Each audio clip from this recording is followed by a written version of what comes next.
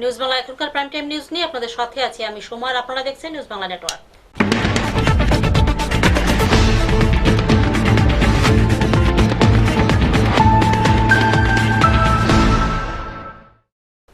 খবর এখন বিস্তারিত। ভালোবাসার টানে প্রেমিকের বাড়িতে হাজির নাবালিকা প্রেমিকা।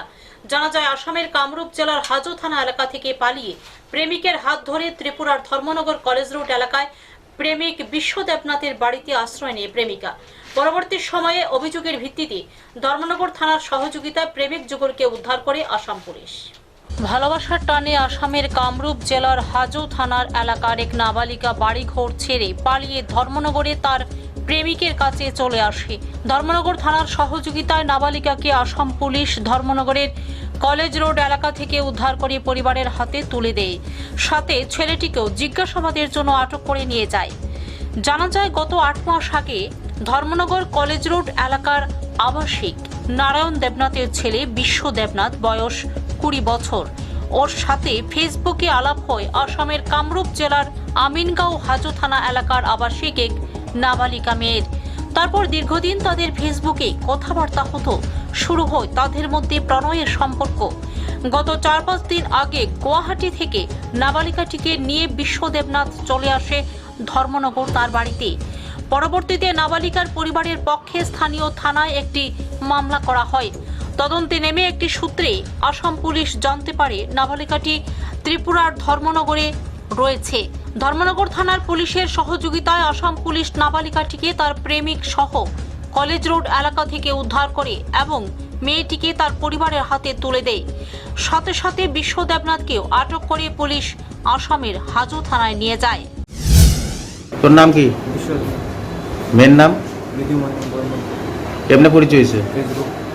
ফেসবুকে। কতদিন ধরে?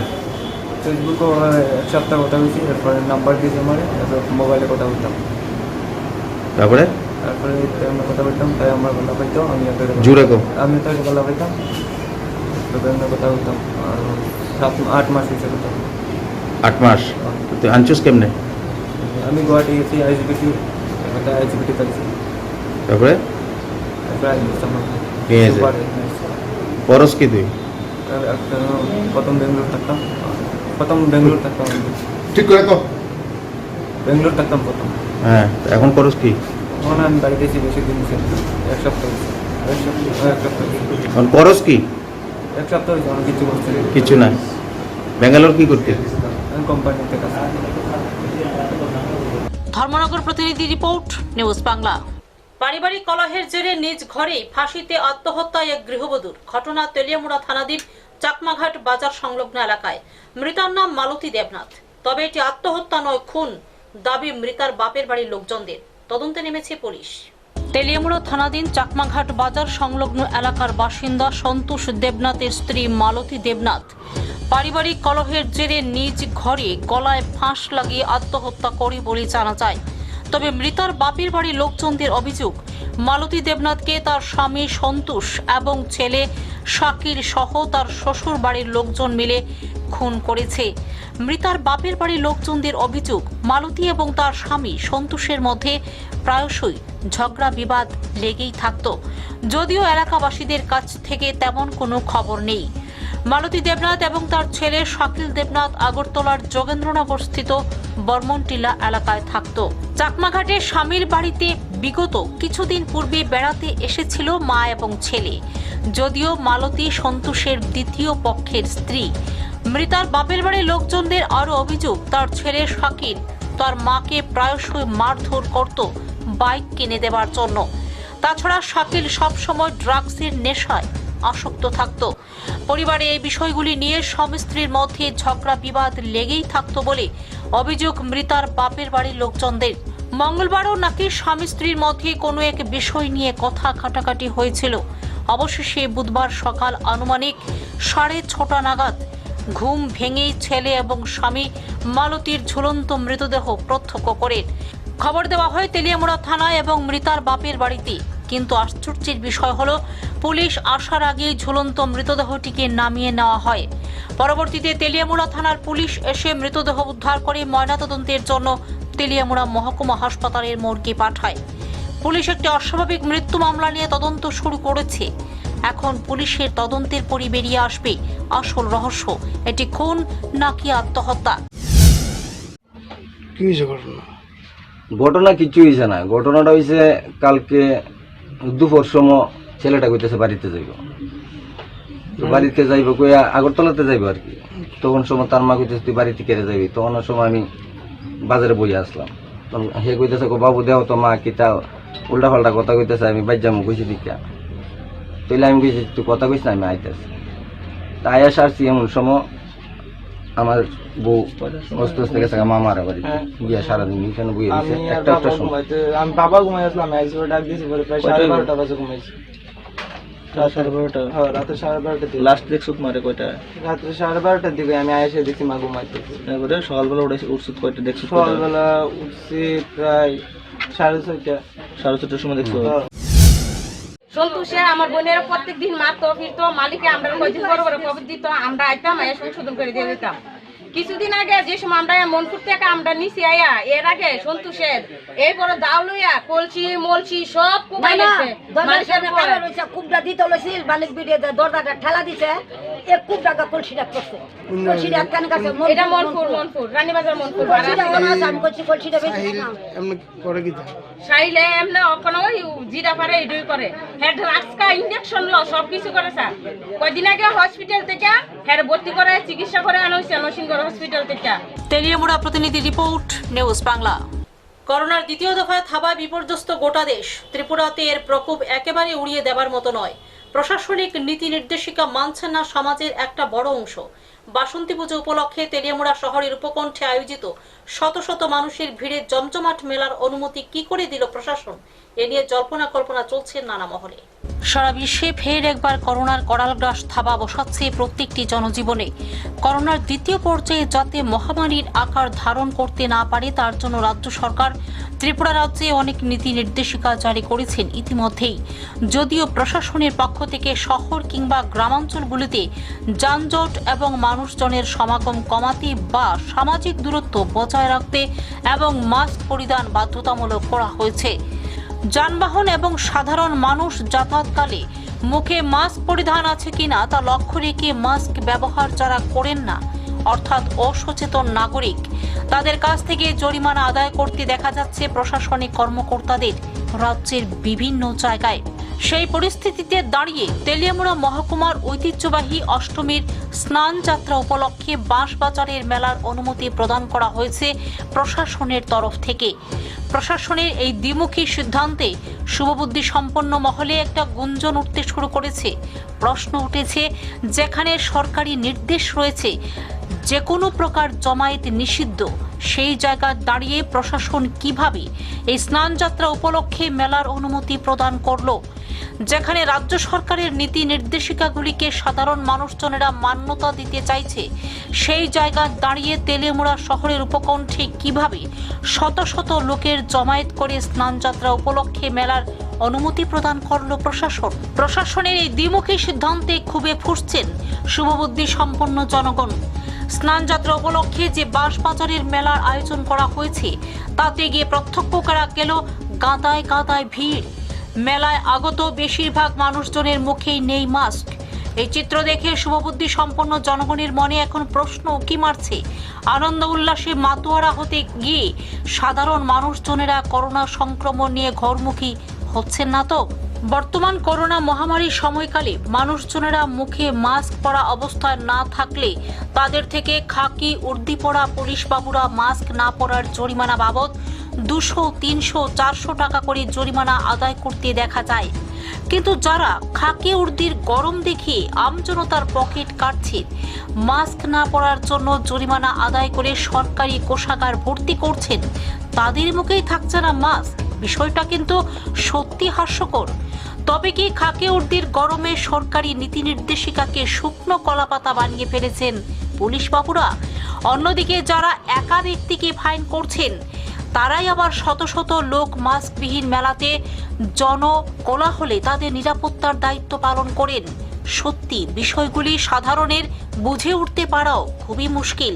তবে যাই হোক, মঙ্গলবারের অষ্টমী তিথির স্নানযাত্রা উপলক্ষে মেলা থেকে সাধারণ মানুষ কিছু নিয়ে যাক আর নাই যাক, করোনা সংক্রমণ নিয়ে মানুষ ঘরে ফিরবে এমনটাই আশঙ্কা করছেন শুভবুদ্ধি সম্পন্ন জনগণ। মেলাটা কেমন আপনারা পারমিশন পেয়েছেন?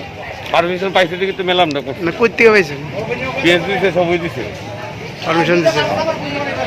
তো আবার যদি দেখা যায় মাস্কের লিগা কয় যে মানুষ ইয়ে ধরে, হ্যাঁ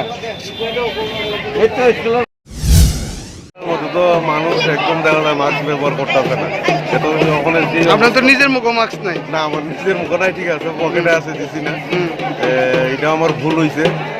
তবে যে অবস্থা চলছে ওখানে আমরা অন্য অন্য রাজ্যে তোমরা তো এইভাবে ধরতেছে, এটি অবশ্যই প্রত্যেকে এই মাস্ক দিয়ে চলা উচিত এবং সামাজিক দূরত্ব পালন করা উচিত। তবে এই সমস্ত মেলাতে ওখানে আস্তে আস্তে না আমার মনে হয় আর কি, আমার ব্যক্তিগত মতে, কারণ এটা তো সংক্রামক এখন বেশি বাইরে থাকা তো গভর্নমেন্ট আচ্ছা এটা তো অ্যাটলিস্ট পারমিশন পাই করছে না, তো কি করবেন? আপনার প্রশাসনের পারমিশন একবার এক এক রকম, মার্কেটে যদি এই ব্যাপারে কি থাকবেন? তখন যে দিতেছে অন্য অন্য রাজ্যের তুলনায় ত্রিপুরাতে বর্তমানে এই পরিমাণে চলছে না, যার লিগে হয়তো বা কিছুদিনের মধ্যে হয়তো এমন একটা ব্যবস্থা করবো দরকার আমার মনে হয় আর কি।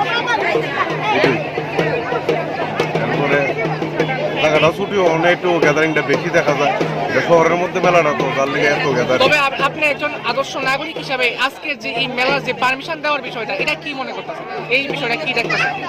পারমিশনটা গভর্নমেন্ট দেওয়া দিচ্ছে, কিন্তু এটা অক্ষণ থেকে বদ্ধ করে দেওয়াটা উচিত আসতো আর কি।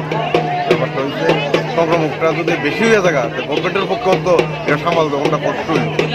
তেলিয়ামুড়া প্রতিনিধি রিপোর্ট, নিউজ বাংলা। বুধবার সাত সকালে নিখোঁজ হওয়া যুবকের মৃতদেহ উদ্ধার করল তেলিয়ামুড়া থানার পুলিশ। তেলিয়ামুড়া থানাধীন মাইগঙ্গা এলাকায় নিজ বাড়ির পাশে ধান ক্ষেতের ঝোপ থেকে রাজু সরকারের মৃতদেহ উদ্ধার করে পুলিশ। ময়নাতদন্তের পর বেরিয়ে আসবে মৃত্যু রহস্য।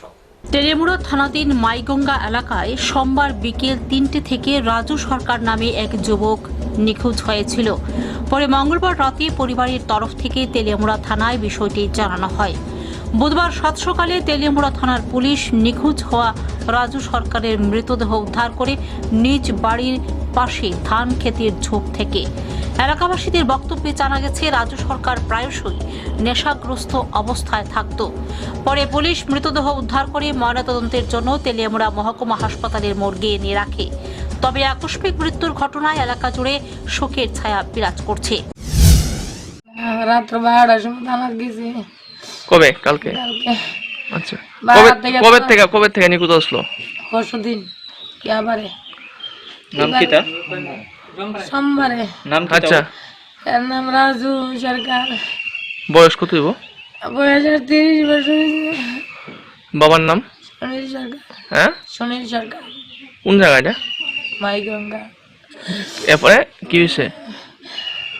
থানা থেকে পাঠাইছে হাসপাতাল, নিরুল কথা কয়ে নিরুনি দেখছে, নিরুলকে তো অনেক সময় খায়।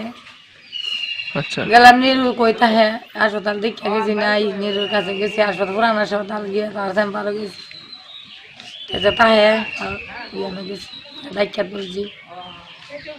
আমি কই রাজু আইছি নি, কয়ে দাইছে না, যা কদিন ধরে আয় না, দেখছি না। আচ্ছা, এখন আজকে কি হয়েছে? আজকে অনেক গানাদানি দেখছে, যাওয়ার বাইরে বাইরে আইছে। তেলিয়ামুড়া প্রতিনিধি রিপোর্ট, নিউজ বাংলা। আবর্জনার স্তূপে আগুন দিয়ে বেকায়দায় পড়লেন এক কলেজ কর্মী। অনেক চেষ্টা করেও আগুন নেভাতে ব্যর্থ হয়ে অবশেষে ডাক পড়ল ফায়ার সার্ভিসের। ঘটনা বিশালগড় রবীন্দ্রনাথ ঠাকুর মহাবিদ্যালয়ে।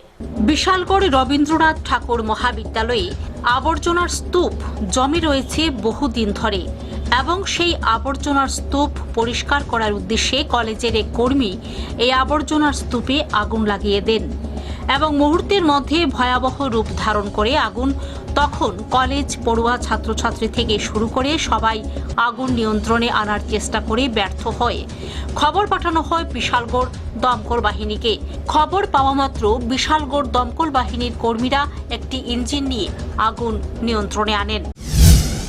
সমস্ত মানে আবর্জনা যা আছে এগুলো ওই মাসি যারা ডিআরডব্লিউ তারা ওই এখানে ডিআরডব্লিউ না মানে আউটসোর্সিং আর কি, ওনারা সব পরিষ্কার করেন। তো পরিষ্কার করতে গিয়ে এগুলো এখানে এসে উনি বুঝতে পারেননি, এনে আগুন মানে দিয়ে জ্বালিয়ে মানে ভাবছিলেন এটা জ্বলে ইয়ে করে যাবে আর কি।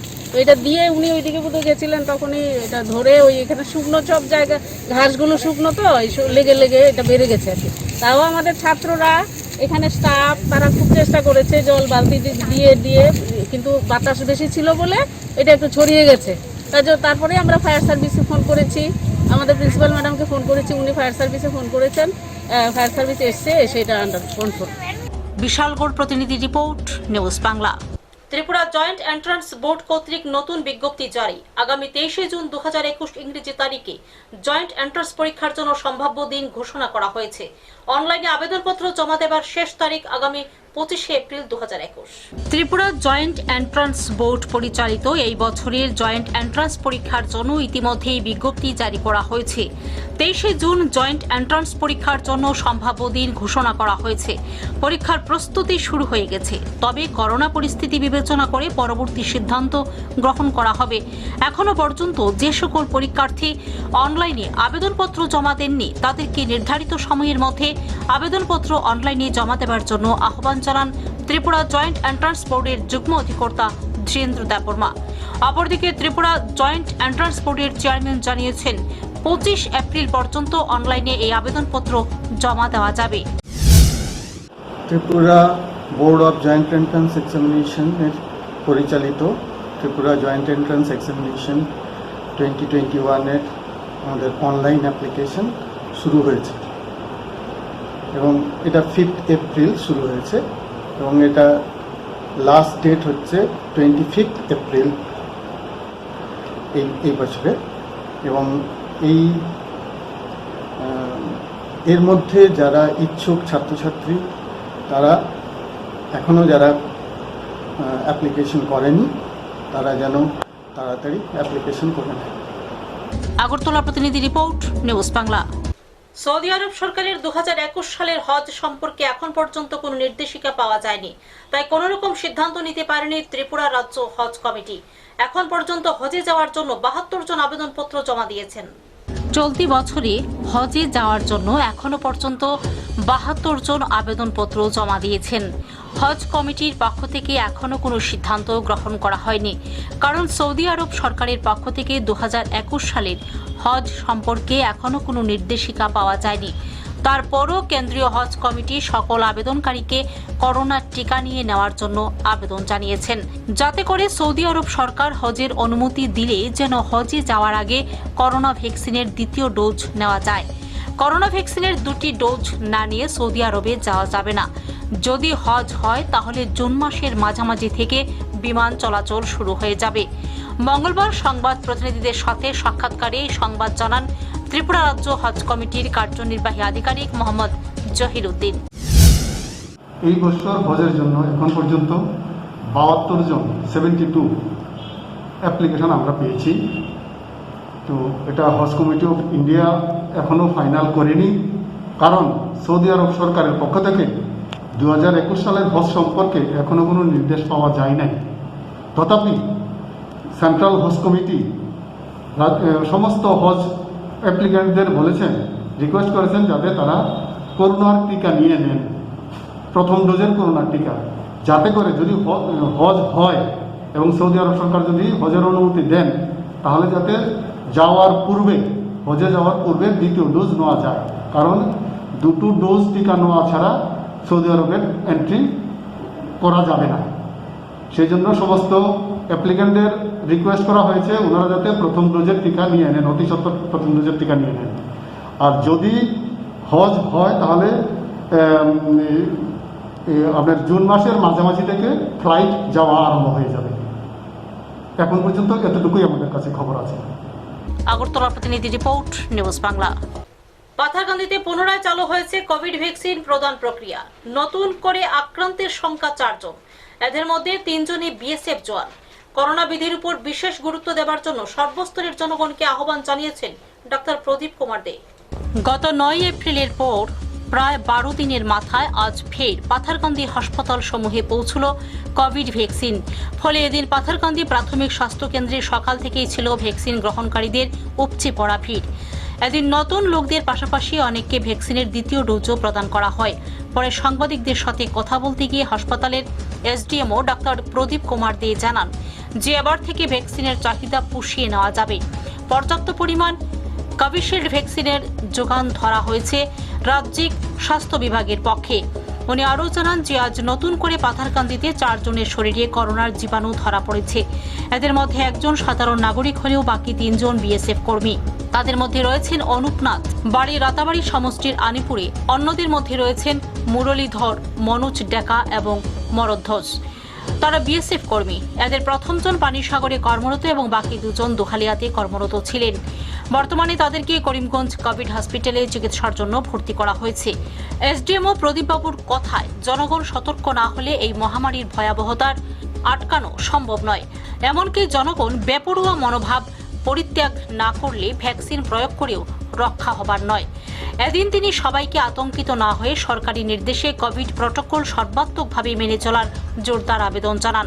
প্রসঙ্গত উল্লেখ্য যে করোনার দ্বিতীয় ঢেউয়ে পাথারকান্দিতে এখন পর্যন্ত 15 জনের শরীরে করোনার জীবাণু ধরা পড়ার পাশাপাশি একজনের মৃত্যুর খবর পাওয়া গেছে। এতে স্বাভাবিকভাবে এলাকার জনমনে করোনা আতঙ্ক বেড়ে চলেছে। মই মানে আধা ঘণ্টা মূৰে মূৰে মই কৈ আছোঁ যে distance maintain, physical distance maintain কৰিব। কাৰণ ফিজিকেল ডিষ্টেঞ্চ যদি মেইনটেইন কৰা নহয় তেনেহ'লে এনেকৈ কোভিডৰ ভেকচিন লৈ একো লাভ নাই। কাৰণ ইয়াৰ ভিতৰতে বহুতৰে থাকিব পাৰে, এনেকৈ হ'লে স্প্ৰেড হ'ব। যদি ডিষ্টেঞ্চটো মেইনটেইন নকৰে, কাৰ ভিতৰত আছে এইটোতো স্প্ৰেড কৰি যাব। আজি মই বাৰে বাৰে কৈ আছোঁ মানুহবিলাকক, সব শিক্ষিত মানুহ, বয়োজ্যেষ্ঠ মানুহ, কিন্তু এইবিলাক কথা কাহঁতে নলয়। মোৰ বহুত দুখ লাগিছে যে মানুহবিলাকে এইটো বস্তুটো বুজি নাপায়। পাথারকান্দি প্রতিনিধি report, news Bangla. Covid protocol নিয়ে পাথারকান্দিতে তৎপর পুলিশ। পুলিশের হাতে আটক মাস্কবিহীন 2 যুবক। আদায় করা হচ্ছে জরিমানা। প্রশাসনের পক্ষ থেকে চলছে জোরদার প্রচার। তারপরও হেলদোল নেই আমজনতার। অবাধে ঘোরাফেরা করছেন প্রকাশ্যে। রাজ্যের স্বাস্থ্য বিভাগের নির্দেশে অবশেষে জেলা প্রশাসন এবং সার্কেল প্রশাসনের কড়া নির্দেশে কোভিড প্রটোকল নিয়ে তৎপর হল পাথারকান্দি পুলিশ। এই মর্মে ইতিমধ্যে প্রশাসনের পক্ষ থেকে প্রতিটি থানা এলাকায় মাইক যুগে প্রচার চালিয়ে জনগণকে সতর্ক করে দেওয়া হয়েছে। তবুও একাংশ বেপরোয়া জনতা সরকারি কোভিড প্রটোকলকে বৃদ্ধাঙ্গুলি দেখিয়ে প্রকাশ্যে ঘোরাফেরা করছেন। অথচ জেলার সেঞ্চুরির সংখ্যা ইতিমধ্যে পার করে দিয়েছে করোনা। পাথারকান্দিতে এ পর্যন্ত 15 জনের শরীরে করোনার জীবাণু ধরা পড়ায় তারা বর্তমানে চিকিৎসাধীন। এদের মধ্যে একজনের মৃত্যু হয়েছে। ফলে করোনা সংক্রান্ত বিষয়ে বৃহত্তর পাথারকান্দির উপর কড়া সতর্ক রাখছে প্রশাসন। এর সূত্র ধরে পাথারকান্দি শহরে কোভিড প্রটোকল না মানা বেপরোয়া জনগণের বিরুদ্ধে খড়গহস্ত হল স্থানীয় পুলিশ। এতে কিছুটা হলেও সাফল্য পায় প্রশাসন। এদিন ইন্সপেক্টর ওসি সঞ্জীব ট্যারাঙ্গের নেতৃত্বে পুলিশের একটি দল পাথারকান্দি বাজার এলাকায় অভিযান চালিয়ে মাস্কবিহীন 2 যুবককে আটক করে। তাদের মধ্যে রয়েছে আদি সিনহা, বয়স 24, পিতার নাম সুশান্ত সিনহা, এবং বিভাস সিনহা, বয়স 20, পিতার নাম বীরেশ্বর সিনহা।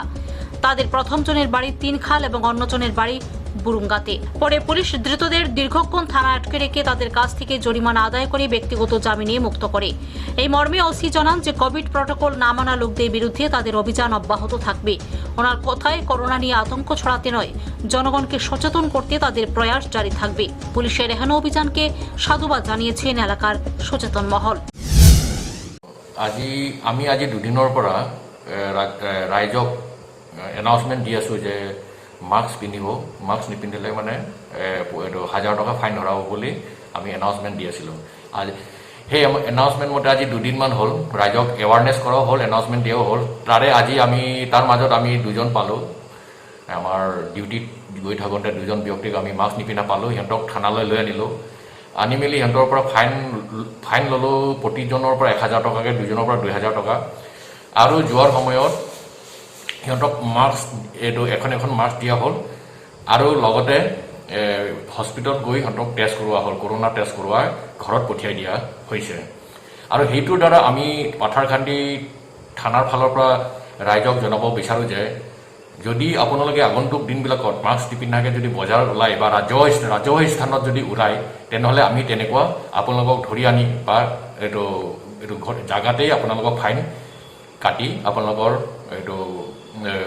পক্ষে এইটো কৰোণাৰ এইটো যিটো ইনষ্ট্ৰাকশ্যন তাৰ ভাইলেশ্যন কৰাৰ এইটো বাবদ এটা আপোনালোকক পানিছমেণ্ট দিয়াৰ ধৰণে আমি এইটো থানাৰ ফালৰ পৰা দিম।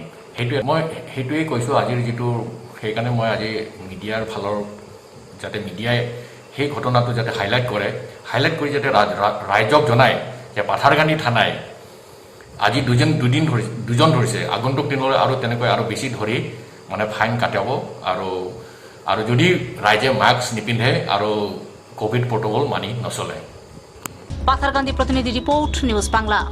আগামী 1 মে থেকে সারা দেশে 18 বছর থেকে সবাইকে বিনামূল্যে কোভিড ভ্যাকসিন প্রদান করা হবে। কেন্দ্রীয় সরকারের এই সিদ্ধান্তকে ধন্যবাদ জানিয়েছেন বিজেপি চণ্ডীপুর যুব মোর্চার মণ্ডল সভাপতি অমিয় দাস। 18 বছর থেকে সবাইকে আগামী 1 মে থেকে সারা দেশে বিনামূল্যে কোভিড ভ্যাকসিন প্রদান করা হবে। এই ঐতিহাসিক সিদ্ধান্তের জন্য দেশের প্রধানমন্ত্রী নরেন্দ্র মোদীকে ধন্যবাদ জানান ঊনকোটি জেলার যুব মোর্চার চণ্ডীপুর মণ্ডল কমিটি। বুধবার দুপুরে কৈলাসহরের চিরাকুটি এলাকায় বিজেপি দলের চণ্ডীপুর মণ্ডল কমিটির অফিসে এক সাংবাদিক সম্মেলন করে চণ্ডীপুর যুব মোর্চার মণ্ডল সভাপতি অমিয় দাস প্রধানমন্ত্রী নরেন্দ্র মোদীকে ধন্যবাদ জানান। সাংবাদিক সম্মেলনে অমিয় দাস ছাড়াও উপস্থিত ছিলেন বিজেপি চণ্ডীপুর মণ্ডলের সভাপতি শ্যামকুমার সিনহা, যুব মোর্চার চণ্ডীপুর মণ্ডলের সম্পাদক নয়ন পাল সহ অন্যান্য নেতৃত্বরা। সাংবাদিক সম্মেলনে প্রধানমন্ত্রীকে ধন্যবাদ ছাড়াও অমিয় দাস বলেন, আগামী 27 এপ্রিল যুব মোর্চা চণ্ডীপুর মণ্ডলের উদ্যোগে চণ্ডীপুর বিধানসভা কেন্দ্রে স্বেচ্ছায় এক মেগা রক্তদান শিবির অনুষ্ঠিত হবে। প্রেসমিট থেকে আমরা দেশের মাননীয় প্রধানমন্ত্রী, যশস্বী প্রধানমন্ত্রী, বিশ্বনেতা শ্রদ্ধেয় নরেন্দ্র মোদীজিকে আমরা ভারতীয় জনতা যুব মোর্চা চণ্ডীপুর মণ্ডলের পক্ষ থেকে ওনাকে অসংখ্য ধন্যবাদ জ্ঞাপন করছি। কারণ আগামী মে মাস থেকে 18 বছরের ঊর্ধ্বে সকল নাগরিককে ভ্যাকসিনেশনের সুবিধা করে দেওয়ার জন্য আমরা নরেন্দ্র মোদীজিকে চণ্ডীপুর মণ্ডল যুব মোর্চার পক্ষ থেকে অসংখ্য ধন্যবাদ জ্ঞাপন করছি। তৎসঙ্গে আমরা রাজ্যের মাননীয় মুখ্যমন্ত্রী শ্রদ্ধেয় বিপ্লব কুমার দেব, ত্রিপুরা রাজ্যের 37 লক্ষ মানুষের মুক্তিদাতা, ওনাকেও আমরা চণ্ডীপুর মণ্ডল যুব মোর্চার পক্ষ থেকে আমরা অসংখ্য অভিনন্দন জ্ঞাপন করছি। কারণ রাজ্যের 8 লক্ষ লোককে ভ্যাকসিনেশনের আওতায় আনার জন্য মাননীয় মুখ্যমন্ত্রী মহোদয়কে আমরা অনেক ধন্যবাদ জ্ঞাপন করছি। আগামী 27 এপ্রিল এই কোভিডের যে সমস্যা চলছে তারই অঙ্গ হিসাবে ভারতীয় জনতা যুব মোর্চা চণ্ডীপুর মণ্ডলের পক্ষ থেকে আমরা এক মেগা রক্তদান শিবিরের আয়োজন করতে যাচ্ছি এবং এই আয়োজনটা যেখানে হবে আমরা পরবর্তীতে জানিয়ে দেব 27 এপ্রিল। এবং আমাদের 4 নম্বর যে কারণ সেটা হলো কোভিড সংক্রান্ত যে কোনো সমস্যা হলে আমাদের রাজ্যে ভারতীয় জনতা যুব মোর্চা ত্রিপুরা প্রদেশের মাননীয় রাজ্য সভাপতি শ্রদ্ধেয় নবদলদার সহযোগিতায় এবং রাজ্য যুব মোর্চা এবং আমাদের বিজেপির নেতৃত্বে একটা হেল্পলাইন নাম্বার খোলা হয়েছে। যে কোনো সমস্যা, কোভিড সংক্রান্ত যে কোনো সমস্যা হলে, পেশেন্ট নিয়ে সমস্যা, অক্সিজেন নিয়ে সমস্যা, আগরতলা আমাদের কোভিড কেয়ার সেন্টারে ভর্তি হওয়ার জন্য যে কোনো সমস্যা হলে ত্রিপুরা রাজ্যে যে কোনো জায়গা থেকে আনাচে কানাচে থেকে এই হেল্পলাইন নাম্বারে আপনাদের মাধ্যমে আমরা জানাতে চাই। আপনারাও নাম্বারগুলো বিস্তার করবেন। Helpline number 8132961101। এই হেল্পলাইন নাম্বারে যে কোনো কেউ আপনারা ফোন করে আমাদের সাহায্য নিতে পারবেন। কৈলাসহর প্রতিনিধি রিপোর্ট, নিউজ বাংলা। নিজ বাড়ি থেকে নিখোঁজ হয়ে যায় 16 বছর বয়সী কৃষাণু বর্ধন। ঘটনা রাজধানীর প্রতাপগড় ঘোষপাড়া এলাকায়। সাংবাদিকের মুখোমুখি হয়ে ছেলেকে খুঁজে পাওয়ার আবেদন কৃষাণের বাবা কাজল বর্ধনের। 5 দিন অতিক্রান্ত হতে চলল, কিন্তু ঘরে ফিরল না কৃষাণু।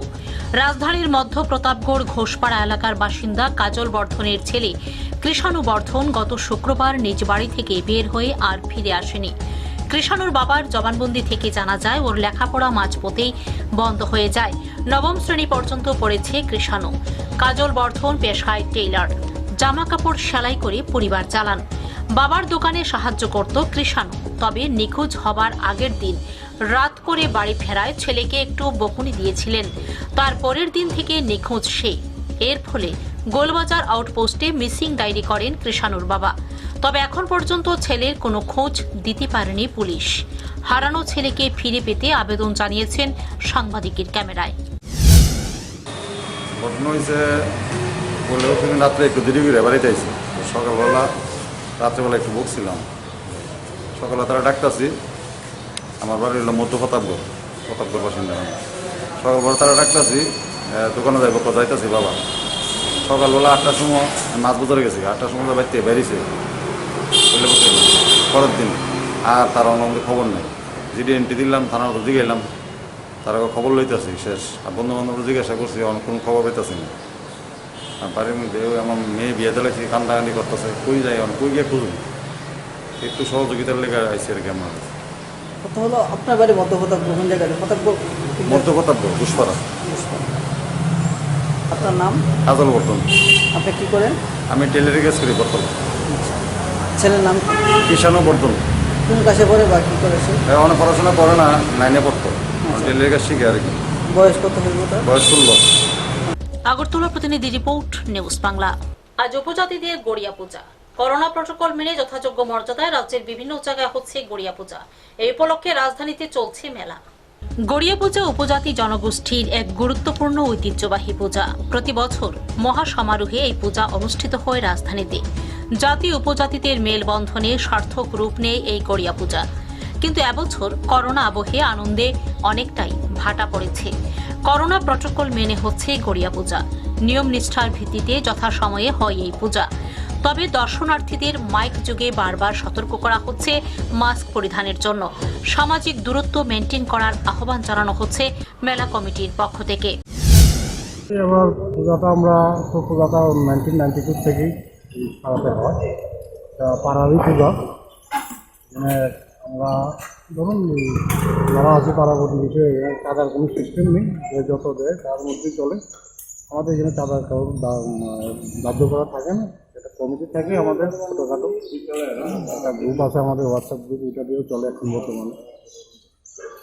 আমাদের এবার পূজাটা একটু ছোটোখাটো করলাম, কারণটা হলো করোনা পরিস্থিতির কারণে আমরা করোনা কোভিড ভাবছি, এই কারণে আমরা পূজাটা ছোটোখাটোই মধ্যে ছাড়তে চাইলাম, এই আর কি।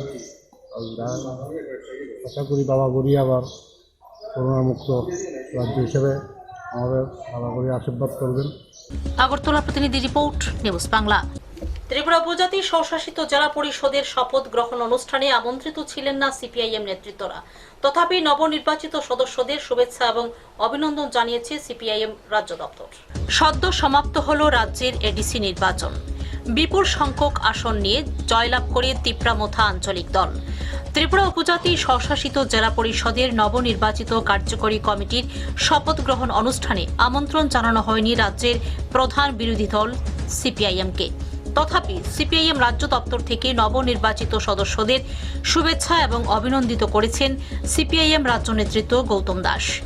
সাংবাদিকের এক প্রশ্নের উত্তর দিতে গিয়ে উনি বলেন, আমন্ত্রণ আসলো কি আসলো না সেটা কোনো মুখ্য বিষয় নয়, এটা সৌজন্যমূলক বলা যেতেই পারে। তথাপি সকলকে অভিনন্দিত করছে সিপিআইএম। ত্রিপুরা উপজাতি এলাকা স্বশাসিত জেলা পরিষদে নবনির্বাচিত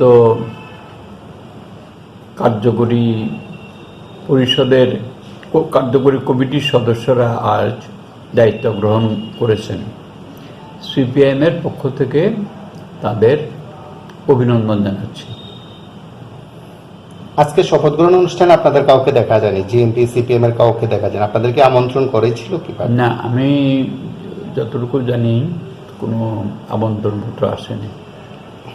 এ বিষয়ে কি বলবেন? মানে না, এটা নিয়ে বলার কিছু নেই, এটা নিয়ে কিছু বলার কিছু নেই। আগরতলা প্রতিনিধি রিপোর্ট, নিউজ বাংলা। রাজধানীর দুর্গাবাড়িতে বাসন্তী পুজোর মহানবমীর পুণ্যতিথিতে দর্শনার্থীদের ভিড় কিছুটা পরিলক্ষিত হল। প্রশাসনিক বিধিনিষেধ মেনেই চলছে মায়ের পুজো। আজ বাসন্তী পুজোর মহানবমী। প্রচলিত রীতিনীতি মেনে আগরতলার দুর্গাবাড়িতে সম্পন্ন হল নবমী পুজো। কোভিড পরিস্থিতি সমস্ত রকম বিধিনিষেধ মেনে চলছে মায়ের পুজো। নবমীর এই পুণ্যতিথিতে আজ কিছুটা ভক্ত সমাগম হয়েছে মন্দির চত্বরে। তবে মন্দিরের ভেতরে প্রবেশ নিষিদ্ধ। পরতে হবে মাস্ক, যতটা পারা যায় সামাজিক দূরত্ব বজায় রাখার চেষ্টা করা হচ্ছে। তবে দর্শনার্থীরা মাকে দর্শন করতে গিয়ে করোনা বিধির কথা ভুলে যাচ্ছেন, যদিও মন্দির কর্তৃপক্ষের তরফ থেকে বারবার সতর্কতা জারি করা হয়েছে। সব মিলিয়ে নবমীর অপরাহ্ন ভালোই কেটেছে রাজধানীবাসীর। সন্ধ্যেবেলা মার আরতি, তারপর লুচিপুরি ভোগে মার মন্দির বন্ধ হয়ে যায়।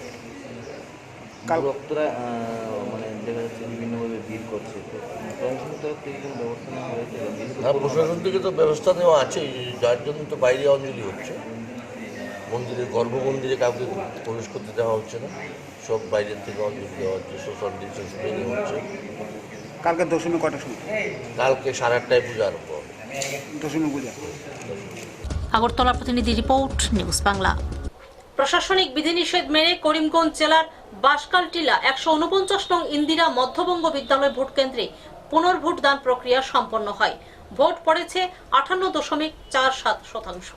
কোভিড প্রটোকল মেনে করিমগঞ্জ জেলার রাতাবাড়ী বিধানসভা কেন্দ্রের বাঁশকালটিলা 149 নং ইন্দিরা মধ্যবঙ্গ বিদ্যালয় ভোট কেন্দ্রে পুনর্ভোট দান প্রক্রিয়া সম্পন্ন হয়। ভোটদান অনুষ্ঠানে এলাকার সাধারণ ভোটাররা উৎসাহের সহিত শান্তিপূর্ণভাবে নিজ নিজ ভোট প্রদান করা পরিলক্ষিত হয়। ওই দিন 58.47% ভোটদান হয়।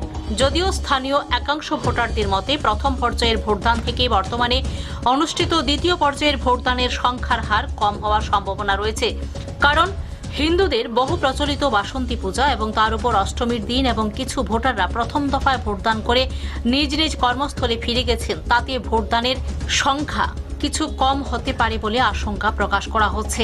149 নং ভোট কেন্দ্রের মোট ভোটার সংখ্যা 626 জন, পুরুষ ভোটার 322 জন, মহিলা ভোটার 334 জন।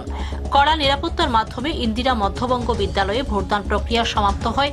ওই দিনের ভোটদান প্রক্রিয়া শুরু থেকে শেষ অবধি জেলা শাসক আম্বামুথান এমপি এবং করিমগঞ্জ এসপি মায়াঙ্ক কুমার ঝা উপস্থিত ছিলেন। ভোটদান প্রক্রিয়ার শেষ মুহূর্তে ভোট কেন্দ্রের 300 মিটার দূরত্বে গ্রামের কাঁচা সড়কের মাঝখানে হঠাৎ করে কংগ্রেস দলের মনোনীত প্রার্থী শম্ভু সিং মালা ওই স্থানে গ্রামবাসীর উপস্থিতিতে বিজেপি দলের রাজ্যিক সদস্য শ্যামধর দুবেকে এখানে উপস্থিত থাকার কারণ জিজ্ঞেস করলে দুজনের মধ্যে বিতর্ক হয় এবং শম্ভু সিং মালা অসাংবিধানিক ভাষা প্রয়োগ করে অতিসত্বর সেই স্থান ত্যাগ করার জন্য হুমকি দেন।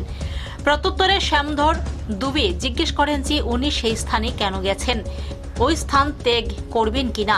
এতে ক্ষেপে গিয়ে শম্ভু সিং মালা আক্রমণাত্মক হয়ে তোমাকে দেখে নেব বলে হুমকি দেন। এমন অবস্থায় উপস্থিত প্রশাসনের হস্তক্ষেপে সাময়িক বিবাদ নিষ্পত্তি হয়, কিন্তু অদূর ভবিষ্যতে উক্ত ঘটনাকে নিয়ে অনেক জল ঘোলা হওয়ার সম্ভাবনা আছে বলে সচেতন মহলের ধারণা।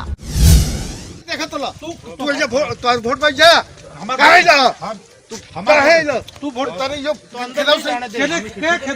हमारे के की होई की तू जाइबो के हमर तोर वोट भाई जा हमर वोट नहीं काहे लई जा हमर नहीं हमर चेला करे काहे लह चेला करे तोर चेला करे जा चेला घर तुम हमर गाड़ी भाग ब्लडी ने बात बोल दोस्त क्यों बच्चा बता कौन बोलता क्या बात करता है तू इधर सीधा हम सीधा जा कहत नहीं जा सीधा जा कौन नौकर है हम के तोर धमकी चल जाई तू ऐसे का हुआ तू ऐसे वोटर हुआ हम वोटर ना अच्छा ऐसे रहबो की बहुत हम देख लेबानी अरे दादा सीधा जा जैसे अरे जा ओए जा है हमारे गेट आउट कर जा तू ऐसे वोटर তুমি हमारे गेट आउट कर कैंडिडेट होगा ना রামকৃষ্ণনগর প্রতিনিধি রিপোর্ট, নিউজ বাংলা।